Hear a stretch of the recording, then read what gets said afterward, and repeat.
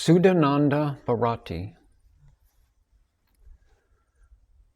Suddhananda Bharati was a Sanskrit scholar, outstanding Tamil poet, songwriter, linguist, and hatha yogi.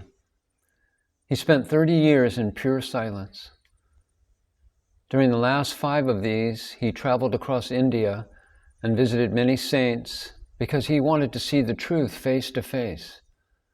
Yet he did not have the direct experience of the truth as extolled in the Vedas. In that hour of suffering, he chanced upon the book Self-Realization and came to know about Bhagavan Ramana at Arunachala. That very night, he had a vision of Bhagavan in his heart.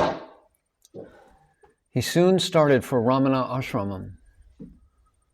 On arrival, he approached the mother's shrine, which was then just a hut.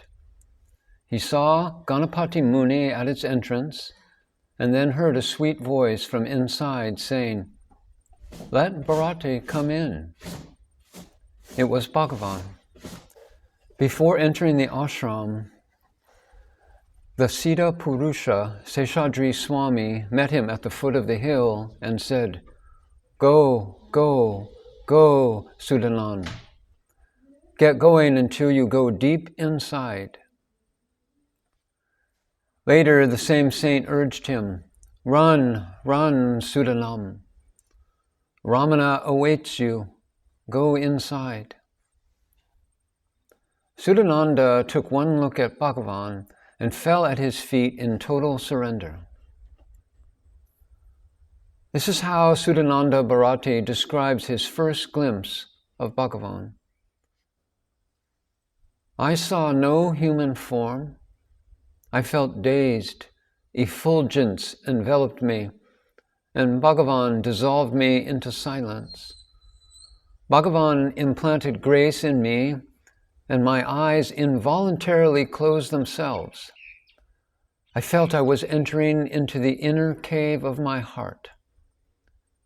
An hour passed like a moment, and when I opened my eyes, I noticed that Bhagavan Ramana's lotus eyes were riveted on me.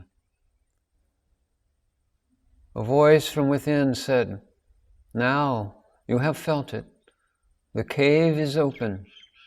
The I am is the truth.'"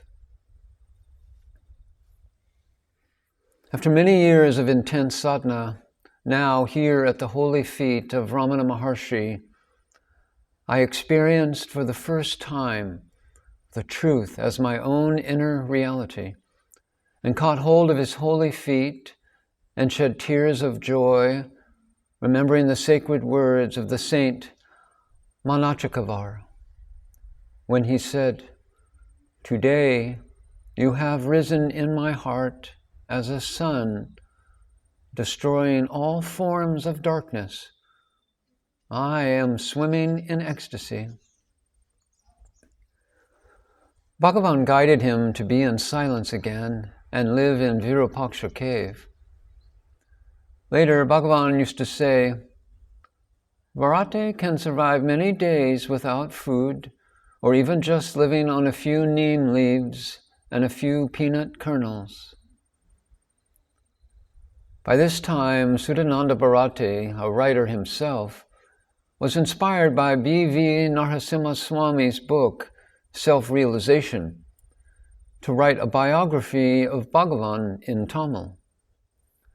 However, this advanced yogi also had a strong urge to visit another saint, Sri Aurobindo in Patanjali. He pleaded with Bhagavan insistently, saying, "I feel like going to Sri Aurobindo. Please, please guide me." Bhagavan gave him his assent.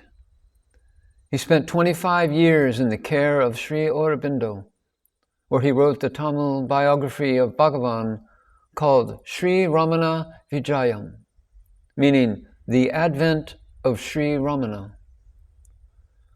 The Tamil-speaking population in India came to Bhagavan after reading the Ramana Vijayam. Bharati subsequently went on to write many other biographies and became a well-known writer. He came to Ramana Ashram again in 1970 to write the biography of Annamalai Swami. I received him and served him for a few days. Before leaving, he invited me to stay at his ashram in Chennai.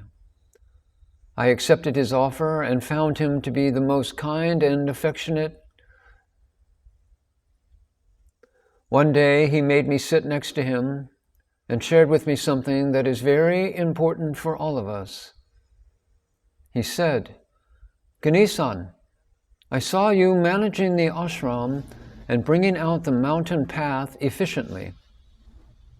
People will praise your capacity in management. I too am willing to give away this ashram to you. I will do it right now if you are willing. But remember, even vast volumes of possessions will not help you erase and annihilate the possessor. I see clearly with my inner eye that your spiritual fulfillment is waiting at your doorstep. Do not fall into the trap of any possessions or any management thrust on you. You are ever free. Be the self. Plunge within. Be the dust of the holy feet of Bhagavan, who is now in your heart. He is the universal heart. The kingdom of God is within your infinite self.